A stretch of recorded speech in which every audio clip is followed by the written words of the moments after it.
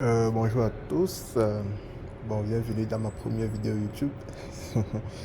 Aujourd'hui, je vais vous montrer comment on utilise une machine à fraiser.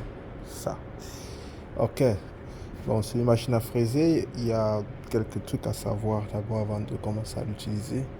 Les boutons pour l'utilisation, donc les boutons utiles à l'utilisation. Et le plus utile entre tous, le bouton d'arrêt.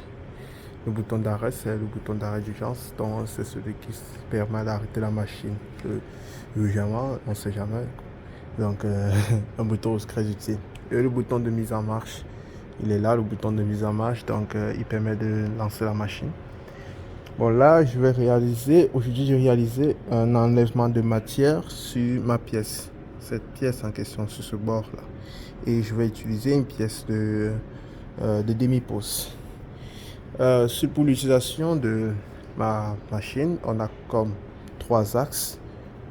L'axe des X, l'axe des Y dans ce sens et l'axe des Z de haut en bas. L'axe des Z.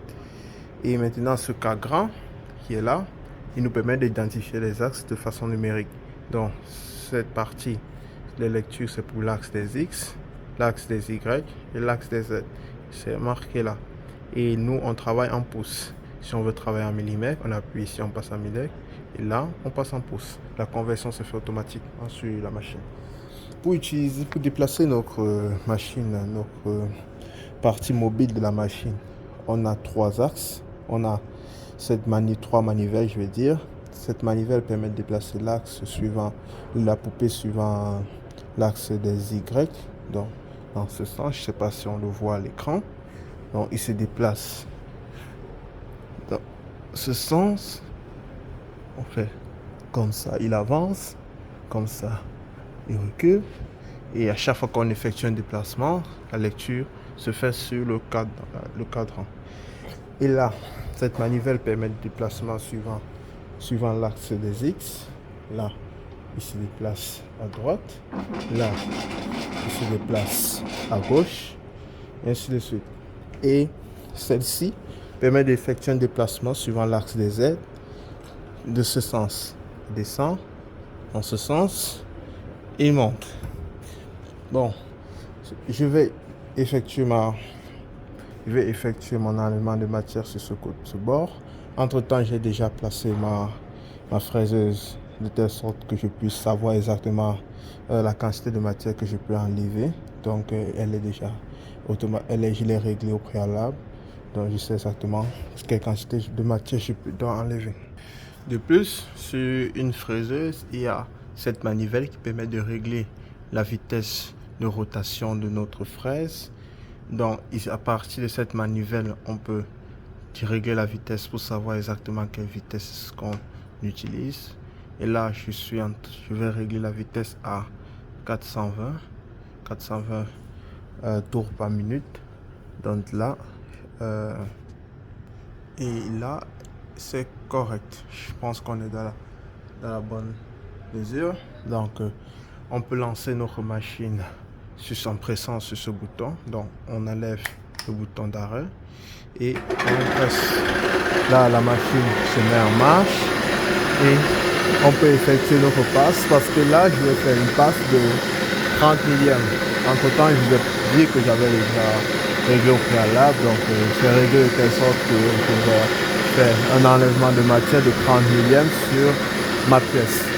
Là, je déplace ma machine suivant l'axe des X pour effectuer mon enlèvement de matière suivant cet axe.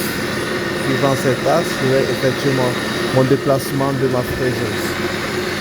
Donc, on fait.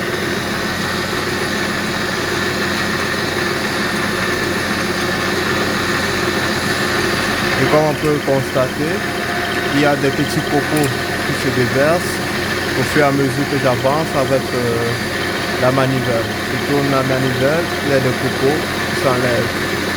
Ça prouve que il y a effectivement un enlèvement de matière sur ma pièce.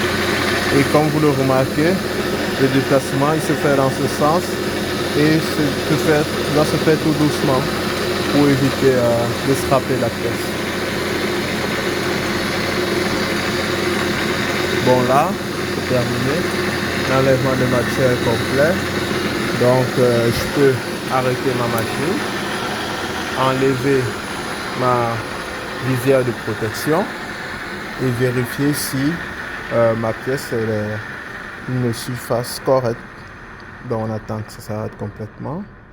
Là on peut essayer de frotter pour voir si la surface elle est, disons, bonne, assez bonne. Bon, à la main c'est pas, disons, très valable. Donc bon, mais ça, disons, ça fait l'affaire.